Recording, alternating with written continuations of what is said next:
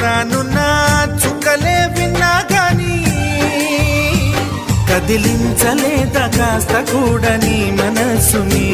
పరదాలు దాటి ఒక్కసారి పలకరించవేమి అందరినీ ఇలా వెంటపడి అడగాల సరదాగా నువ్వే ఎదురైతే సరిపోదా నిద్రపోతున్న రాత్రి నడిగా గుటికి చేరిన గువ్వల నడిగా